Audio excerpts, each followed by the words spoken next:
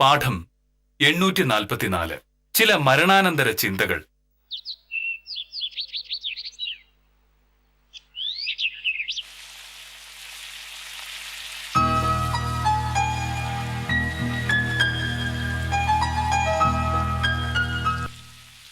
ഏഴ് 30 ഇതുവരെ ഒരു ചായ കിട്ടിയിട്ടില്ല.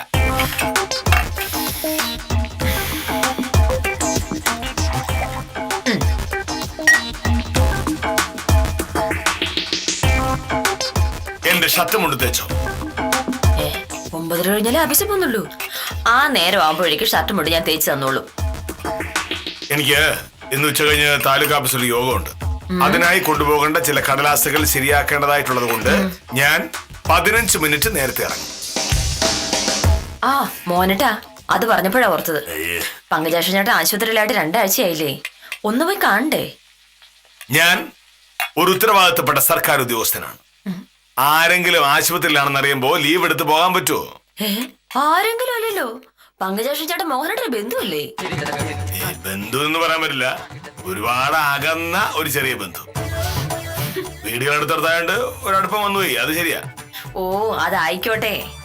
എന്നാലും പങ്കജാക്ഷൻ ചേട്ടൻ ആശുപത്രിയിലാണെന്ന് ചെറിയച്ഛനോട് വിളിച്ച് പറഞ്ഞതല്ലേ? ഇത്രയും ദിവസമായിട്ട് മോഹനേട്ടൻ അങ്ങോട്ട് തിരിഞ്ഞു നോക്കാതിരുന്നിട്ടുണ്ടെങ്കിൽ അവരെന്തായിരിക്കും കരുതുക? ഞാൻ കാര്യം മോഹനോട് പറഞ്ഞിട്ടുണ്ടാവില്ലെന്നല്ലേ? ഭാമേ, ഞാൻ പറഞ്ഞല്ലോ, ഒരു ദിവസം ലീവ് എടുത്ത് നാട്ടിൽ പോയി കാണേണ്ട അടുപ്പമൊന്നും ഞാനും പങ്കജാക്ഷൻ ചേട്ടൻ തമ്മിൽ ഇല്ല. അല്ലെങ്കിലും കള്ളു കുടിച്ച് ബോധമില്ലാതെ തെണ്ടിത്തിരിഞ്ഞ് കിടക്കുന്ന പങ്കജാക്ഷൻ ചേട്ടനെ കെ മോഹനകൃഷ്ണൻ പോയി കാണേണ്ട കാര്യമുണ്ടോ? അങ്ങനെ ആരെ വട്ട അറിയാലോ. എന്നാലും നമുക്ക് പരിചയമുള്ള ഒരാൾ ആശുപത്രിയിലാണെന്ന് അറിയുമ്പോ ഒന്ന് വെറുതെ എങ്കിലും പോയി കാണാൻ നല്ലതല്ലേ? അത്രയ്ക്ക് നിർബന്ധമാണെങ്കിൽ നീ പോയി കണ്ടോ. എനിക്ക് ഭയങ്കര തിരക്കാണ് എന്നോട് പറഞ്ഞേക്ക്. ഞാനെന്തിനാ പോണത്? പങ്കജാക്ഷൻ ചേട്ടനെ മോഹനേട്ടന്റെ ബന്ധുവല്ലേ? ഭർത്താവിന്റെ ബന്ധു ആശുപത്രിയിൽ കിടക്കുമ്പോൾ ഭാര്യ പോയി കാണുന്നത് കൊണ്ട് എന്താണ് കുഴപ്പം? കാണാൻ പറ്റിയ ഒരാളും ഇവിടെ 1-2 വട്ടം വന്നപ്പോഴൊക്കെ പങ്കജാക്ഷൻ ചേട്ടൻ കാട്ടിക്കുട്ടി അക്രമങ്ങളൊന്നുമേ ഞാൻ മറന്നിട്ടില്ല മോനട്ടാ. എനിക്ക് പോയി അങ്ങനെ പോയി കാണാൻ. നീയല്ലേ പറഞ്ഞത് ആശുപത്രിയിൽ പോയാലും അയാളെ കണ്ടേ പറ്റുമെന്ന്? എന്റെ ബന്ധുക്കൾ ആരെങ്കിലും ആയിരുന്നു ആശുപത്രിയിലെങ്കിൽ ഞാൻ ഉറപ്പായിട്ടും പോയി കണ്ടേനെ. ഇത് സാറിന്റെ ബന്ധുവല്ലേ? ശരി, എന്റെ ബന്ധുവാണ്, ആൾ ആശുപത്രിയിലുമാണ്. പക്ഷേ പങ്കജാക്ഷൻ ചേട്ടനെ പോയി കാണാൻ ഞാൻ പോകുന്നില്ല. തീർന്നല്ലോ പ്രശ്നം.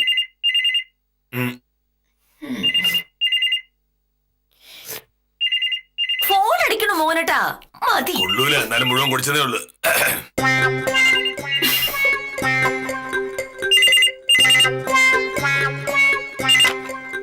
ഹലോ, അതെ, കെ മോഹനകൃഷ്ണനാണ്. ആരണംകുട്ടി. ആ മനസ്സിലായി. എന്തൊക്കെയാണ് നാരായണൻകുട്ടി വിശേഷങ്ങൾ? ഓ എപ്പോ? അയ്യോ, അത് കഷ്ടമായി പോയല്ലോ. സത്യം പറഞ്ഞാ ഞാൻ ഇന്ന് പങ്കജാക്ഷൻ ചേട്ടനെ കാണാൻ നാട്ടിലേക്ക് വരാൻ വേണ്ടിയിരിക്കുകയായിരുന്നു. നാരായണൻകുട്ടിക്ക് അറിയാലോ എനിക്കും പങ്കജാക്ഷൻ ചേട്ടൻ നമ്മളുടെ സ്നേഹം എന്തായിരുന്നു. നാട് നാരായണൻകുട്ടിയാ, നമ്മുടെ പങ്കജാക്ഷൻ ചേട്ടൻ മരിച്ചുപോയി. ആ നാരായണൻകുട്ടി, ഞാന് പങ്കജാക്ഷൻ ചേട്ടന്റെ കാര്യം ഭാമയോട് പറയുകയായിരുന്നു. സത്യം പറഞ്ഞ പങ്കജാക്ഷൻ ചേട്ടന്റെ അസുഖമൊക്കെ മാറിക്കഴിഞ്ഞ് കുറച്ചു ദിവസം ഇവിടെ കൊണ്ടുവന്ന് താമസിപ്പിക്കണമെന്ന് കരുതിയിരിക്കരുത്. എന്തിനാ, എനിക്ക് ആ ഭാഗ്യമില്ലാതായി പോയി. ഇന്ന് വൈകുന്നേരമാണോ? ഓ ശരി. എത്ര ദിവസമായിട്ട് ഞാൻ മോഹനോട് പറയുന്ന പങ്കജാക്ഷൻ ചേട്ടൻ ഒന്ന് പോയി കാണണമെന്ന്. അപ്പോഴൊന്നും മോഹനേട്ടൻ അത് സമ്മതിച്ചില്ല. ഒന്ന് പോയി കണ്ടിരുന്നെങ്കിൽ ഇപ്പൊ മനസ്സമാധാനം ഉണ്ടാവില്ലായിരുന്നു. പങ്കജാക്ഷൻ ചേട്ടനെ ആശുപത്രി പോയി കാണുന്ന കാര്യം പറഞ്ഞപ്പോ മോഹനേട്ടൻ പറഞ്ഞു അങ്ങേർക്ക് വട്ടാണ്, കള്ളു കുടിക്കുന്നൊക്കെ അല്ലേ. എന്നിട്ടിപ്പോ നാരായണൻകുട്ടിയുടെ എന്തൊക്കെയാ പറഞ്ഞത്? പങ്കജാക്ഷൻ ചേട്ടനുമായിട്ട് ഭയങ്കര അടുപ്പത്തിലായിരുന്നു. ആശുപത്രിയിൽ നിന്ന് ഇറങ്ങിക്കഴിയുമ്പോ ഇവിടെ കൊണ്ടുവന്ന് താമസിപ്പിക്കാൻ തീരുമാനിച്ചിരിക്കുകയായിരുന്നു എന്നല്ലേ?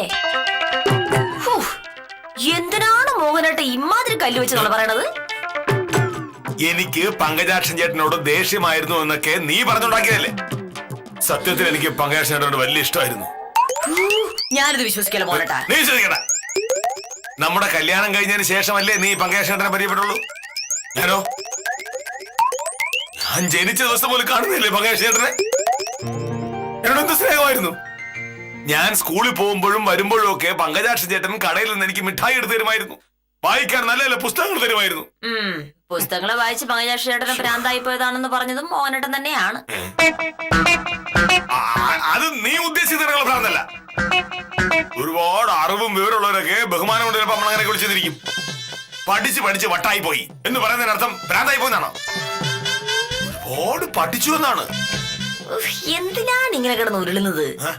ജീവിച്ചിരുന്ന കാലത്ത് പങ്കജാക്ഷി ചേട്ടനെ കണ്ണെടുത്ത കണ്ടുകൂടായിരുന്നു മോഹനേട്ടന്. ഇപ്പൊ ഇതാ ആള് മരിച്ചപ്പോ അതെല്ലാം മാറ്റി പറയുന്നു. ഓ സമ്മതിക്കാപ്പാ.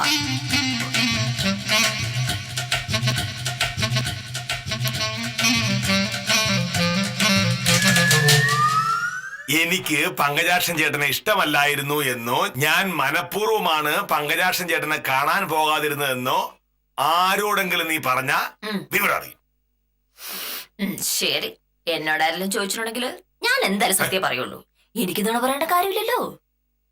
നീ എന്ത് സത്യം പറയാൻ വന്ന? സത്യത്തിൽ എനിക്ക് പങ്കജാക്ഷൻ ചേട്ടനോട് ഒരു ദേഷ്യമില്ലായിരുന്നു. പിന്നെ പുള്ളിക്കാരൻ മദ്യപിക്കുമ്പോ പങ്കജാക്ഷൻ ചേട്ടാ അത് പാടില്ല എന്ന് ഉപദേശിക്കുമായിരുന്നു. അത് ദേഷ്യം കൊണ്ടല്ലോ, വളരെയധികം സ്നേഹമുണ്ടല്ലേ. പങ്കജാക്ഷൻ ചേട്ടാ മദ്യം ശരീരത്തിനും മനസ്സിനും ബുദ്ധിക്കും ഒക്കെ ദോഷമാണ് എന്ന് ഞാൻ പറഞ്ഞിട്ടുണ്ടാവും. അത് പറയേണ്ടത് എന്റെ കടമയല്ലേ. മോഹനേട്ടൻ പറയാറുണ്ടായിരുന്നു അങ്ങനെ അല്ലല്ലോ മോഹനേട്ട. കള്ളു കുടിച്ച് കരളു പോയി ആശുപത്രിയിലാവുമ്പോ സഹായം ചോദിച്ച് എന്റെ അടുത്തെങ്ങാനും വന്ന എന്ന് മോഹനേട്ടൻ പറഞ്ഞിട്ടില്ലേ? ഞാൻ അങ്ങനെയല്ല പറഞ്ഞത്. പങ്കജാക്ഷൻ ചേട്ടാ മദ്യപിച്ചാൽ കരൾ രോഗം വരാൻ സാധ്യതയുണ്ട്. കരൾ രോഗം വന്ന ആശുപത്രിയിൽ കിടക്കേണ്ടതായിട്ട് വരും. അങ്ങനെ ആശുപത്രിയിൽ കിടക്കേണ്ടതായിട്ട് വന്നാൽ ഒരുപാട് പണം ചെലവാക്കേണ്ടതായിട്ട് വരും. അത്രയും പണം തന്ന് സഹായിക്കാൻ എന്റെ കയ്യിൽ ഉണ്ടാവില്ല എന്നാണ് ഞാൻ പറഞ്ഞത്. ഓ എത്ര നല്ല മനോഹരമായ മലകം മറിച്ചില്ല മോഹനേട്ടാ. കൊള്ള മോഹനേട്ടനെ ഈ വില്ലേജ് ഓഫീസിലെ പണി കളഞ്ഞ് രാഷ്ട്രീയത്തിലേക്ക് ഇറങ്ങേണ്ടതായിരുന്നു. ആ പാവം പങ്കജാക്ഷി ചേട്ടൻ ഒരു കവിത എഴുതിയതിന്റെ പേരിൽ മോഹനേട്ടൻ എന്തെല്ലാം പറഞ്ഞിട്ടുണ്ട്. നല്ല കാര്യല്ലേ, അതിന് ആരെങ്കിലും കുറ്റം പറയൂ? മോഹനേട്ടൻ പറഞ്ഞല്ലോ മോഹനേട്ട. പണ്ടൊരിക്കൽ പങ്കജാക്ഷി ചേട്ടൻ ഇവിടെ വന്നതും പുതിയ കവിതയെ പറ്റി പറഞ്ഞതും മോഹനേട്ടന് ദേഷ്യം വന്നതുമല്ല എനിക്ക് ഇപ്പോഴും നല്ല ഓർമ്മയുണ്ട്.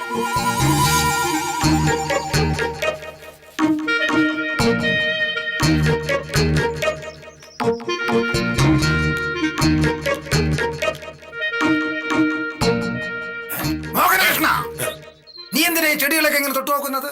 ഒന്നുമില്ലട്ടാ, അങ്ങനെ പറഞ്ഞാ പോരല്ലോ. ഒരു കാര്യം ചെയ്യണമെങ്കിൽ അതിന് എന്തെങ്കിലും ഒരു കാരണം വേണം. ഈ കാരണമില്ലാത്ത കാര്യങ്ങളില്ല. നീ കാര്യകാരണ സിദ്ധാന്തം എന്ന് കേട്ടിട്ടുണ്ടോ? കേട്ടിട്ടുണ്ട്.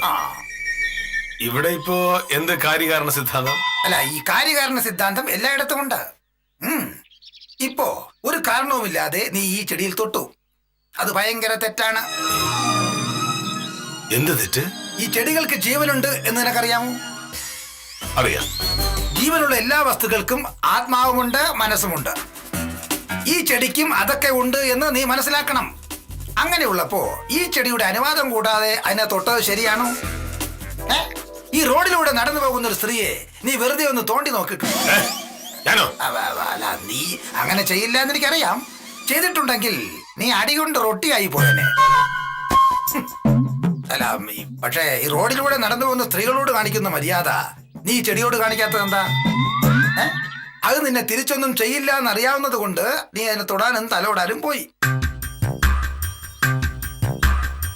ചേട്ടാ, നമ്മുടെ വീട്ടിലെ ചെടിയല്ലേ, അപ്പൊ തൊട്ടതുകൊണ്ട് എന്താ കുഴപ്പം? നമ്മുടേത് എന്ന് പറയരുത്. ഒന്നോർത്താൽ എന്തെങ്കിലും നമ്മുടേതാണോ? ഇന്ന് നമുക്കുള്ളതെല്ലാം ഇന്നലെ മറ്റാരുടേതോ ആയിരുന്നു. നാളെ അത് മറ്റാരുടേത് ആകുമെന്ന് ഞാനൊരു കവിതയിൽ എഴുതിയിട്ടുണ്ട്. അത് ഭഗവത്ഗീതയിലുള്ളല്ലേ? അല്ല, ഭഗവത്ഗീതയിലും ഉണ്ടാകും. ഈ പ്രതിഭാശാലികൾ ഒരേപോലെ ചിന്തിച്ചെന്ന് വരാം. എന്റെ കഷ്ടകാലത്തിന് ഇത് ഞാൻ എഴുതുന്നതിന് മുമ്പ് വ്യാസൻ എഴുതി കളഞ്ഞു. അതുകൊണ്ട് പേരൊക്കെ പുള്ളിക്കാരനും കിട്ടി. അല്ല, നമ്മളെ പറഞ്ഞു വന്ന വിഷയത്തിലേക്ക് വരാം. ഈ ചെടിയെ അതിന്റെ അനുവാദം കൂടാതെ തൊട്ടു എന്നത് തെറ്റാണെന്നാണല്ലോ നമ്മൾ പറഞ്ഞു വന്നത്. പണ്ട് ഒരു ചെടിയിൽ നിന്നും ഒരു പൂവ് താഴെ വീണ് കിടക്കുന്നത് കണ്ടപ്പോ കുമാരനാശൻ എന്താണ് ചെയ്തത്? ഓടിച്ചെന്ന് ആ പൂവിനെ എടുക്കുകയല്ല ചെയ്തത്.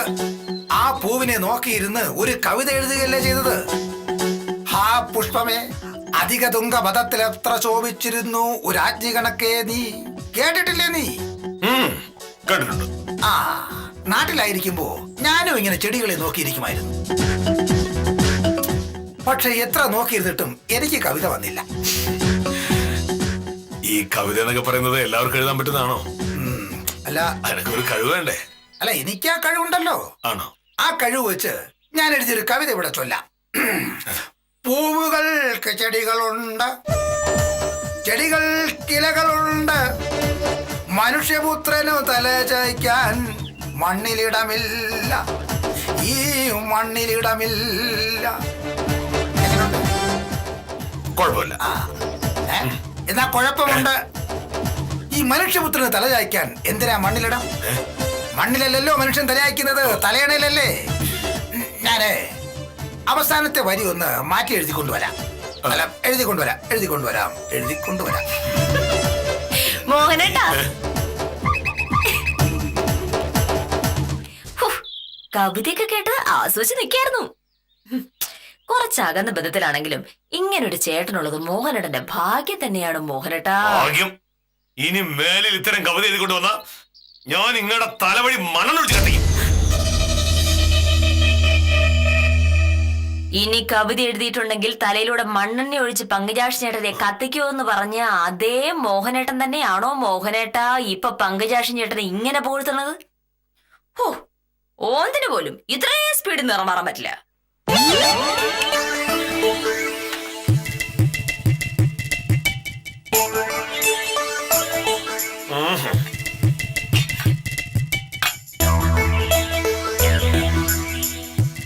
ഞാനെന്ന് പങ്കജാക്ഷൻ ചേട്ടനെ പറ്റി ഒരു തമാശ പറഞ്ഞാണ്. അത് നീ കാര്യമായിട്ടെടുത്തു. ഒരാളെ മണ്ണെണ്ണ ഒഴിച്ച് കത്തിക്കും എന്ന് പറഞ്ഞാണ് മോനയുടെ തമാശ. ഹോ, അത് കൊള്ളാലോ. ആ സൈസ് തമാശ വേറെ ഉണ്ടോ സാറിന്റെ കയ്യില്? ഭാമേ, നമ്മള് ഓരോരോ കാര്യങ്ങൾ പറഞ്ഞു വരുമ്പോ ചില പ്രയോഗങ്ങൾ നടത്തും. ഓ, അത് കാര്യമായിട്ടാണോ? അങ്ങനെയാണെങ്കിൽ ആർട്ടിച്ചിന്റെ പല്ലിയ താഴെയിടും എന്ന് എത്രയോ പ്രാവശ്യം എന്നോട് പറഞ്ഞിരിക്കുന്നു. അതൊക്കെ കാര്യമായിട്ടായിരുന്നെങ്കിൽ നിന്റെ വായിൽ ഒരു ഒറ്റ പല്ലൂരും കാണില്ലായിരുന്നു. മോഹനേട്ടൻ ഇനി എന്തെല്ലാം പറഞ്ഞാലും പങ്കജേട്ടനോട് മോഹനേട്ടന് ഭയങ്കര ദേഷ്യമായിരുന്നുള്ള കാര്യം എനിക്ക് ഉറപ്പാണ്. അതുകൊണ്ട് തന്നെയാ പങ്കജേട്ടൻ ഇത്രയും ദിവസം ആശുപത്രി കിടന്നിട്ട് മോഹനേട്ടൻ ആ ഭാഗത്തേക്കും തിരിഞ്ഞു പോലും നോക്കായിരുന്നത്. നീ അങ്ങനെ വലിയ വിശേഷം ഒന്നും പറയണ്ട. കഴിഞ്ഞ പ്രാവശ്യം പങ്കജാക്ഷൻ ഇവിടെ വന്നപ്പോ നീ ചെയ്തതും പറഞ്ഞതൊക്കെ എനിക്ക് നല്ല ഓർമ്മയുണ്ട്. ഞാൻ എന്ത് ചെയ്തു? നീ എന്ത് ചെയ്യുന്നോ? തുണി തേച്ചു കൊണ്ടുവന്നപ്പോ ശല്യപ്പെടുത്തി എന്ന് പറഞ്ഞ് നീ ആ പാവപ്പെട്ട മനുഷ്യൻ എന്തൊക്കെയാ പറഞ്ഞത്? എല്ലാം എനിക്ക് ഓർമ്മയുണ്ട്.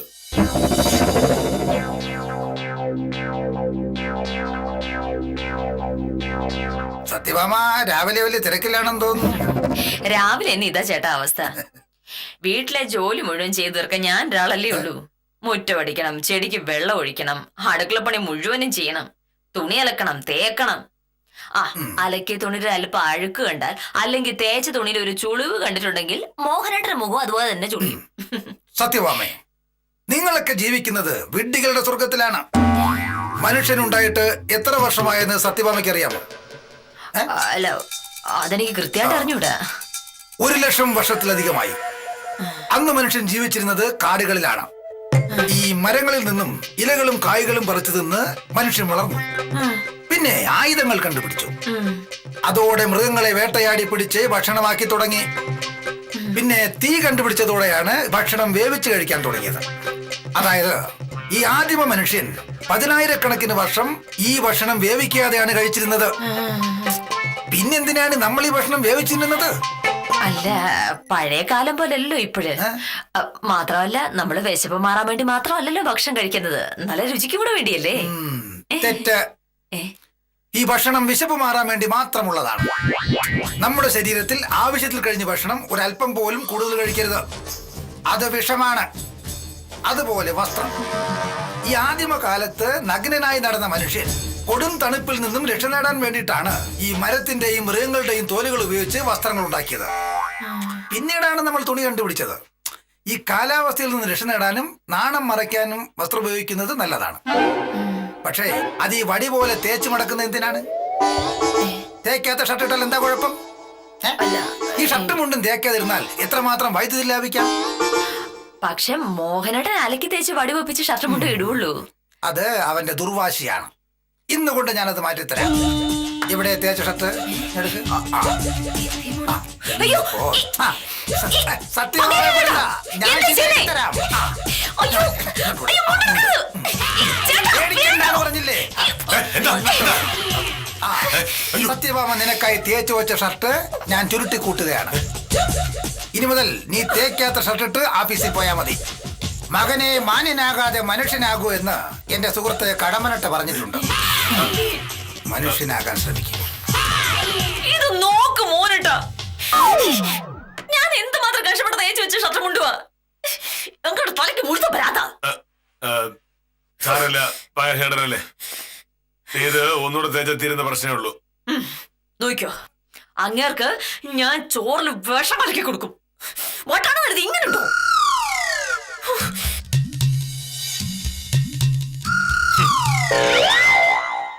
എന്റെ പങ്കജാക്ഷൻ ചേട്ടനെ വിഷം കൊടുത്ത് കൊല്ലുന്നു പറഞ്ഞോളാ നീ ഇത് ചെയ്യുമോ എന്ന് പേടിച്ച് പിന്നെ പങ്കജാക്ഷൻ ചേട്ടന് ഭക്ഷണം ഉണ്ടാക്കുമ്പോഴൊക്കെ ഞാനിവിടെ ഒന്ന് ഒളിച്ചു നോക്കുമായിരുന്നു. ഈ പറയുന്നതിലൊക്കെ വല്ല കാര്യമുള്ളതാണോ മോനേട്ടാ? ഞാൻ തുണി തേച്ചോണ്ടിരുന്നപ്പോ അങ്ങനെ വന്ന് അതെല്ലാം കൂടി ചുരുട്ടി കൂട്ടി. അപ്പൊ ആർക്കായാലും ഒന്ന് ദേഷ്യം വരൂലേ? അപ്പോഴത്തെ ദേഷ്യത്തിന് ഞാൻ എന്തോ ഒരു വാചകം പറഞ്ഞു, അത് അത്രേ ഉള്ളൂ. എന്തോ വാചകം? ഒരാളെ വിഷം കൊടുത്ത് കൊല്ലും എന്ന് പറയുന്നത് ഒരു നിസ്സാര വാചകമാണോ ഭാവേ? നീ വലിയ നിയമം പഠിച്ച വക്കീലല്ലേ? ഒരാളെ കൊല്ലുമെന്ന് ഭീഷണിപ്പെടുത്തിയാൽ ഇന്ത്യൻ ശിക്ഷാ നിയമം അനുസരിച്ച് ജയിലിൽ പോകുന്ന കേസല്ലേ? ഞാന് അത് പങ്കജേഷനോടല്ലല്ലോ വിഷം തന്നു കൊല്ലുന്ന് പറഞ്ഞത്. ഞാൻ അങ്ങനെ ചെയ്യൂല എന്ന് മോഹനേട്ടൻ അറിയുകയും ചെയ്യാം. മോഹനേട്ടന് മാത്രമല്ല പങ്കജേട്ടനും അതറിയാമായിരുന്നു. ഓ, എന്നോട് എന്തൊരു സ്നേഹമായിരുന്നു. ഒരു ദിവസം എന്നോട് പറയാ, നിന്നെ പോലത്തെ ഒരു അനിയത്തി ഇല്ലാത്തതാണ് എന്റെ ഭാഗ്യക്കേട്.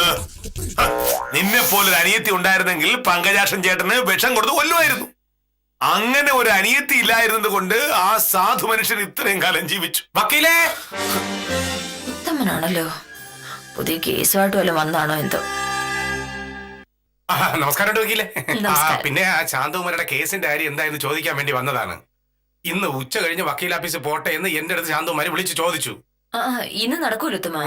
എനിക്കിന്ന് രാവിലെ സബ് കോടതിയിലും ഉച്ച കഴിഞ്ഞ് മുനിസിപ്പൽ കോടതിയിലും ഓരോരോ കേസുകളുണ്ട്. അതൊക്കെ എപ്പോഴാ തീരുകയെന്നൊന്നും പറയാൻ പറ്റില്ല. ശാന്തകുമാരോട് നാളെ രാവിലെ വരാൻ പറഞ്ഞാൽ മതി. അയ്യോ, നാളെ അവർക്ക് എന്തോ അസൗകര്യം ഉണ്ടെന്നാണ് പറഞ്ഞത്. എന്തായാലും ഞാൻ അവരെ ഒന്ന് വിളിച്ച് ചോദിച്ചു നോക്കട്ടെ. സാറല്ലേ, എങ്ങോട്ട് പോയി? അവിടെ അടുക്കളയിൽ നിൽപ്പുണ്ടായിരുന്നു. മോഹനേട്ടന്റെ ഒരു ബന്ധു മരിച്ചുപോയി. ജീവിച്ചിരുന്ന കാലം മുഴുവൻ അയാളെ പറ്റി ചീത്ത പറഞ്ഞ മോഹനേട്ടന് ഇപ്പൊ അയാൾ പരമശുദ്ധനായി മാറിയിരിക്കുക. അതേത് ബന്ധു? പങ്കജാക്ഷൻ എന്നാ പേര്. കല്യാണമൊന്നും കഴിച്ചിട്ടില്ല. പുസ്തകം വായിച്ച് വട്ടായി പോയിന്നാണ് പറയപ്പെടുന്നത്. നല്ല വെള്ളോടിയാണ്. മോഹനേട്ടന്റെ വീട്ടുകാർക്ക് പങ്കജാക്ഷേട്ടനെ ഇഷ്ടമേ ആയിരുന്നില്ല. സത്യം പറഞ്ഞിട്ടുണ്ടെങ്കിൽ എനിക്ക് പങ്കജാക്ഷേട്ടനെ ഭയങ്കര ബഹുമാനമായിരുന്നു. ഒരുപാട് അറിവൊക്കെ ഉള്ള ആളല്ലേ, നമ്മൾ എങ്ങനെ ബഹുമാനിക്കാതിരിക്കും ഉത്തമ? പക്ഷേ മോഹനേട്ടന്റെ ബാക്കി ബന്ധുക്കളെല്ലാം കൂടി അദ്ദേഹത്തെ പ്രാന്താന്ന് വിളിച്ചു. അത് കേട്ട് സഹികെട്ടാണ് പങ്കജാക്ഷേട്ടൻ വെള്ളവടി തുടങ്ങിയെന്നാണ് എനിക്ക് തോന്നുന്നത്. ചിലരങ്ങനെ വെള്ളവടി തുടങ്ങാറുണ്ട് വക്കീലേ, അത് സത്യമാണ്. ഇവിടെ 1-2 പ്രാവശ്യം വന്നിട്ടുണ്ട് കക്ഷി. ഞാൻ ഭയങ്കര സ്നേഹത്തിൽ ഇടപെട്ടതൊക്കെ. പക്ഷേ മോഹനേട്ടൻ ഈ പങ്കജാക്ഷേട്ടനെ കാണുമ്പോഴേ ദേഷ്യം വരും. ഒരു പ്രാവശ്യം മോഹനേട്ടൻ പറയുക, പങ്കജാക്ഷേട്ടന്റെ തല വഴി മണ്ണെണ്ണി ഒഴിച്ച് കത്തിച്ചു കളയും. സാർ അങ്ങനെയൊക്കെ പറഞ്ഞ? പിന്നെ അല്ലാതെ മോഹനേട്ടൻ ദേഷ്യം വന്നിട്ട് അങ്ങനെയൊക്കെ ചെയ്തു കളയില്ലേ. ഇന്നിപ്പോ ആള് മരിച്ചപ്പോ മോഹനേട്ടന്റെ വിധം മാറി. ഭയങ്കര സ്നേഹവും ബഹുമാനവുമായി പങ്കജാക്ഷേട്ടനോട്. മുമ്പ് ഇവിടെ വന്നപ്പോ പങ്കജാക്ഷേട്ടനെ പറഞ്ഞു വിടാൻ വേണ്ടി എന്തൊക്കെ കള്ളത്തരകൾ കാണിച്ചിട്ടുണ്ടെന്ന് അറിയാമോ? അതിപ്പോ അങ്ങനെയല്ലേ വക്കീലേ, എത്ര ശത്രുവായിരുന്നാലും മരിച്ചു കഴിഞ്ഞാൽ അയാളെ പറ്റി നല്ലത് പറയണമെന്നാണ് ശാസ്ത്രം. അതെങ്ങനെങ്കിലും ആയിക്കോട്ടെ, പക്ഷെ അത് എന്നോട് പറയാൻ കൊള്ളാവൂ ഉത്തമ. നാട്ടുകാരുടെ മുന്നിൽ എന്ത് വേഷം കണ്ട് വേണേലും മോനോടം കാണിച്ചോട്ടെ, അതിനോട് എന്നെ പറ്റിക്കാൻ നോക്കി എന്ത് ചെയ്യാൻ പറ്റും? എന്നാ പിന്നെ ഞാൻ ഇറങ്ങട്ടെ വക്കീലേ, ഇന്ന് പോയിട്ട് കുറച്ച് തിരക്കുണ്ട്. ഈ ബന്ധു മരിച്ചതിന്റെ വിഷമത്തിലിരിക്കുകയാണെന്നുണ്ടെങ്കിൽ ഞാൻ സാറിനെ ശല്യപ്പെടുത്തുന്നില്ല. ഇറങ്ങട്ടെ എന്നാ. ശരി.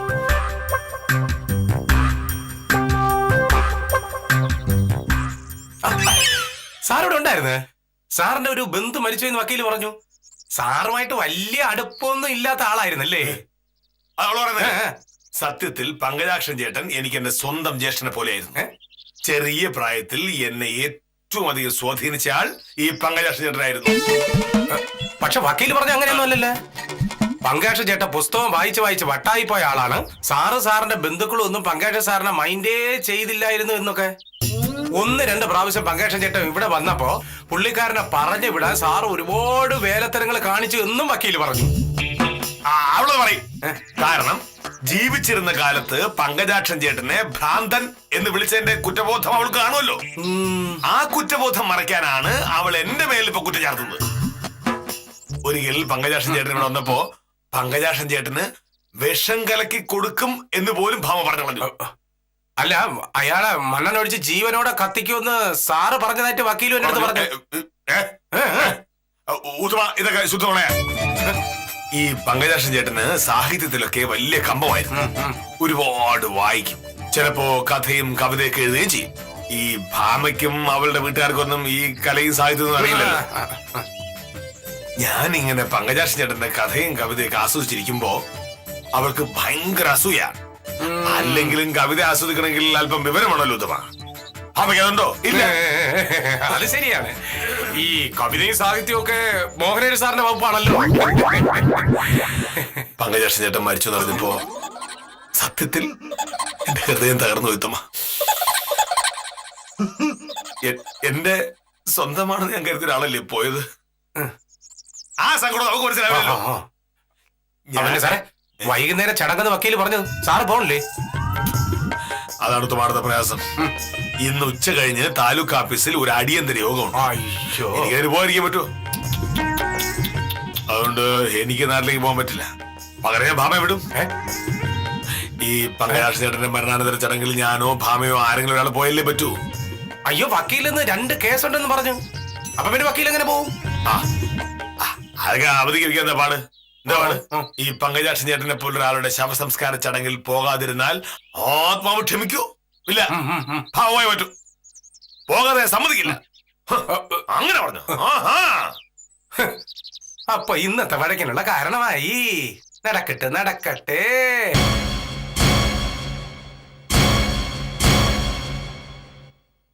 ഭാമേ, എന്തായാലും പങ്കജാക്ഷൻ ചേട്ടൻ മരിച്ചു പോയ സ്ഥിതിക്ക് ആ ശവസംസ്കാര ചടങ്ങിൽ പോയേ പറ്റൂ.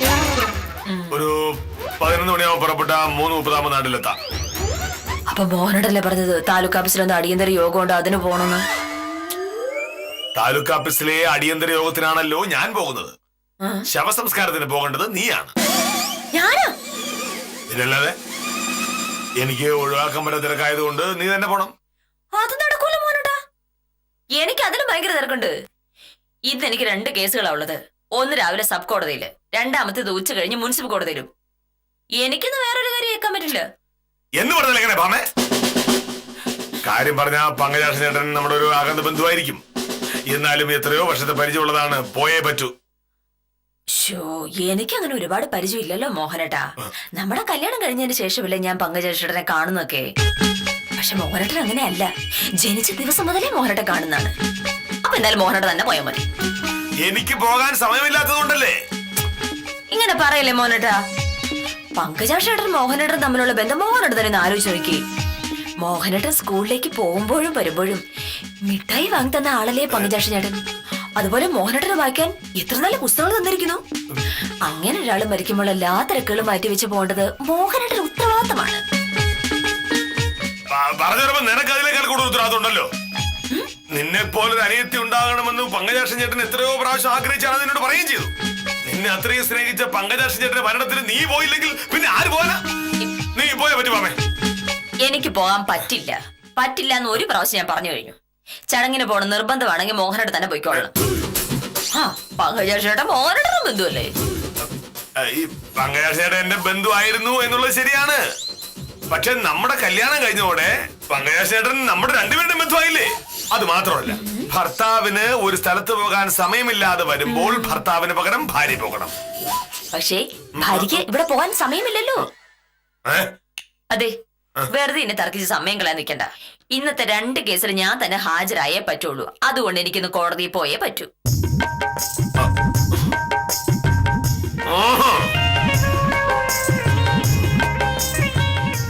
നീ എന്നെ കോടതി കാര്യം പഠിപ്പിക്കണ്ട. വക്കീലിനോ കക്ഷിക്കോ അസൗകര്യം വരുമ്പോ എത്രയോ കേസുകൾ മാറ്റി വെച്ചിരിക്കുന്നു. ഇന്നത്തെ 2 കേസുകൾ മാറ്റി വെക്കുന്നതുകൊണ്ട് നിനക്ക് ഒരു പ്രയാസം വരാൻ പോകുന്നില്ല. അയ്യോ, അങ്ങനെ അത് മാറ്റി വെക്കാൻ പറ്റില്ല എന്റെ മോനട്ടാ. ഒന്നാമത്തെ കേസ് വിശംബരൻ ചേട്ടന്റെ കേസാ. അതിപ്പോ 4-5 അവധി കഴിഞ്ഞ് വരുന്നതാ. ഇന്നും കേസ് മാറ്റി വെക്കണമെന്ന് പറഞ്ഞിട്ടുണ്ടെങ്കിലേ ജഡ്ജിന് നിറം മാറും. എനിക്ക് വയ്യ അങ്ങനെ വാരിക്കും മുഴുവൻ കേൾക്കാൻ. എന്ന് പറഞ്ഞാൽ ഒരു അത്യാവശ്യം വരുമ്പോ കേസൊക്കെ മാറ്റി വെച്ചാലേ പറ്റൂ. ഇവിടെ ഇപ്പൊ അത്യാവശ്യത്തിന് വന്നിട്ടില്ലല്ലോ. മോഹനേട്ടൻ ഒരു അകന്ന് ബന്ധു മരിച്ച എങ്ങനെ അത്യാവശ്യമാവും മോഹനേട്ടാ? ആ, ഇക്കാര്യം ഞാൻ വക്കീൽ ഓഫീസിലോ കോടതിയിലോ പറഞ്ഞിട്ടുണ്ടെങ്കിലേ അവരെല്ലാം കൂടെ എന്നെ കളിയാക്കും. മോഹൻ്റെ ഒരു കാര്യം ചെയ്യും, താലൂക്ക് കൗൺസിലെ യോഗം മാറ്റി വെക്കാൻ പറ. അപ്പൊ തീർന്നല്ലോ പ്രശ്നം. തഹസിൽദാരും ആദ്യമൊക്കെ പങ്കെടുക്കുന്ന യോഗം ഞാൻ അങ്ങനെ മാറ്റി വെക്കാൻ പറയും. അത് നടക്കുന്നില്ല. ഓ അത് ശരി, തഹസിൽദാരും RDO ഒക്കെ ഉള്ള യോഗം. ആ, അവരെ പോലുള്ള മുതിർന്ന ഉദ്യോഗസ്ഥന്മാര് പങ്കെടുക്കുന്ന യോഗത്തില് വില്ലേജ് എന്താ കാര്യമുള്ളത്? തീരുമാനം എടുക്കുക എന്തായാലും അവരായിരിക്കില്ലേ. അവരൊരു തീരുമാനം എടുത്ത് കടലാസിൽ എഴുതി മോഹനേട്ടനെ തരും. അതിനിപ്പോ മോഹനേട്ടൻ നേരിട്ട് പോകേണ്ട കാര്യമൊന്നുമില്ലല്ലോ. അങ്ങനെ അവർ ഏകപക്ഷീയമായിട്ടല്ല തീരുമാനം എടുക്കുന്നത്. ഓരോ വിഷയങ്ങളും ഭംഗിയായി ചർച്ച ചെയ്യും. ആ ചർച്ചയ്ക്ക് ഞാൻ ഉണ്ടായേ പറ്റൂ. ഒരകന്ന ബന്ധു മരിച്ചെന്ന് ന്യായം പറഞ്ഞ് എനിക്ക് എങ്ങനെ പോകണമെന്ന് പറയാൻ പറ്റും? പറയണ്ട. മോഹനേട്ടൻ എന്തെങ്കിലും അസുഖമാണെന്ന് പറ. അസുഖമുള്ള ആളുകൾക്ക് ജോലിക്ക് പോകാൻ പറ്റുമോ? അത് നിനക്ക് പറയാലോ. വിദ്യാലയം വിളിച്ചു പറയും, എനിക്ക് നല്ല സുഖമില്ല, അതുകൊണ്ട് കേസ് അവധിക്ക് വെക്ക് എന്ന് പറയണം. എന്റെ ഒരു അത്യാവശ്യമാണെങ്കിൽ ഞാൻ ചിലപ്പോ അങ്ങനെ ചെയ്തേനെ മോഹനേട്ടാ. പക്ഷെ ഇത് എന്റെ പ്രശ്നമല്ലല്ലോ. മരിച്ചത് മോഹനേട്ടന്റെ ബന്ധു. അയാളുടെ ശവസംസ്കാരത്തിന് പോകാൻ നുണ പറഞ്ഞ കേസ് മാറ്റി വെക്കേണ്ട കാര്യമൊന്നും എനിക്കില്ല. ഇതാണ് നിന്റെ സ്വഭാവം. എന്റെ ഒരു ബന്ധുവിനോട് നിനക്ക് ഒരു ബഹുമാനമില്ല. ഇതുകൊണ്ട് തന്നെയാണ് ഞാൻ പറഞ്ഞത് നീ ഭയങ്കര അഹങ്കാരിയാണെന്ന്. അല്ലെങ്കിൽ അതിങ്ങനെ വരും. എന്റെ പങ്കാളിച്ചേട്ടനെ വിഷം കൊടുത്ത് കൊല്ലാൻ നോക്കി ആളാണ് നീ. നീ ഇത് ചെയ്യുന്ന അപ്പുറം നീ അഹങ്കാരി. ഈ വിഷം കൊടുത്ത് കൊല്ലുന്നതിനെ കുറച്ച് മര്യാദ ഉണ്ട് മോനട്ടാ. തലവഴി മണ്ണെണ്ണ ഒഴിച്ച് കത്തിക്കും എന്നൊക്കെ പറയുന്ന വല്ല മര്യാദയാണ് മോനട്ടാ.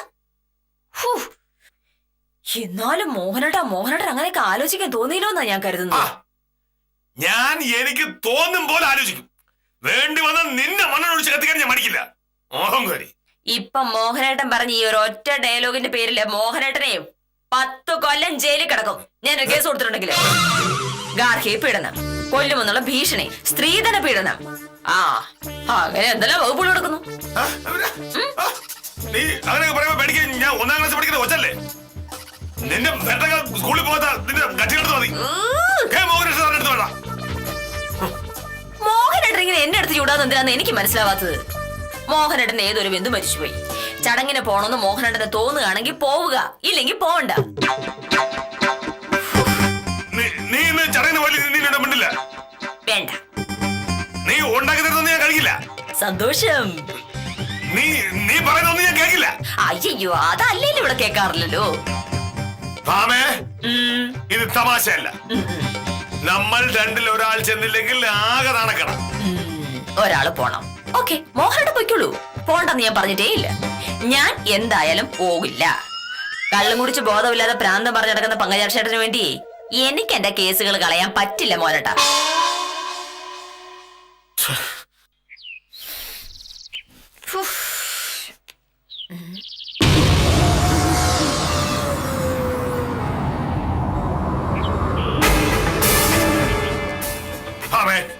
ഒരു കല്യാണത്തിനോ പാലുകാച്ചിനോ വിളിച്ചിട്ട് പോകാതിരിക്കുന്നത് പോലെ അല്ല ഒരാൾ മരിക്കുമ്പോൾ നമ്മളവിടെ പോകാതിരിക്കുന്നത്. നമ്മളോടൊപ്പം ജീവിച്ചിരുന്ന ഒരാളാണ് മരിച്ചുപോയത്. അയാൾ ഇനി നമ്മളോടൊപ്പം ഇല്ല. ആരാ മരിച്ചത്? അതല്ലേ നമ്മൾ ഇത്രയും പറഞ്ഞുകൊണ്ടിരുന്നത്. പങ്കജാക്ഷൻ ചേട്ടൻ.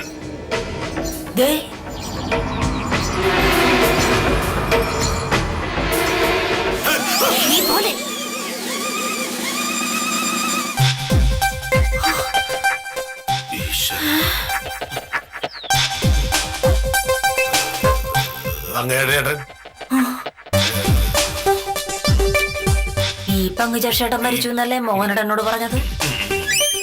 പ്രേതമായിരിക്കും.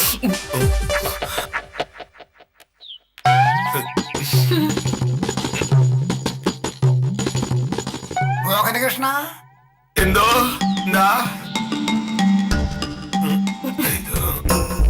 എന്തൊക്കെയുണ്ട് മോഹനകൃഷ്ണ വിശേഷങ്ങള്? അല്ല, നിനക്ക് സുഖം തന്നെയല്ലേ?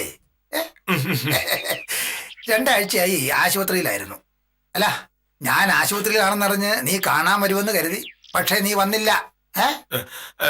എനിക്ക് ഭയങ്കര തിരക്കായിരുന്നു. ആയിരിക്കുമല്ലോ. ഒരു വില്ലേജ് ഓഫീസർക്ക് എപ്പോഴും തിരക്കായിരിക്കുമെന്ന് എനിക്കറിയാം. അതുകൊണ്ടല്ലേ ആശുപത്രിയിൽ നിന്ന് ഇറങ്ങിയ പാടെ ഞാൻ നിന്നെ കാണാൻ ഇങ്ങോട്ടേക്ക് തന്നെ വന്നത്. അല്ല, നിങ്ങൾ എന്തെങ്കിലും അന്തം വിട്ട് നോക്കുന്നത്?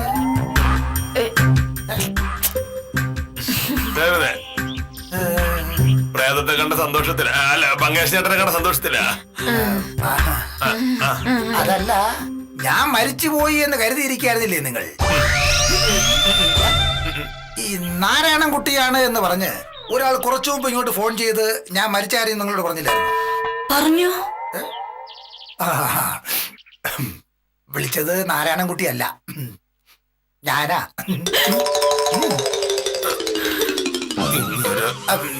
കടമനിട്ടയുടെ ചാക്കാല എന്ന കവിത നീ വായിച്ചിട്ടുണ്ടോ? ഞാൻ വായിച്ചിട്ടുണ്ട്. ആ, ജീവിച്ചിരുന്നപ്പോ ശത്രുവായിരുന്ന ഒരാൾ മരിച്ചപ്പോ അയാളുടെ ബന്ധുക്കൾ നല്ലത് പറയുന്നതാണ് ആ കവിതയുടെ ഉള്ളടക്കം.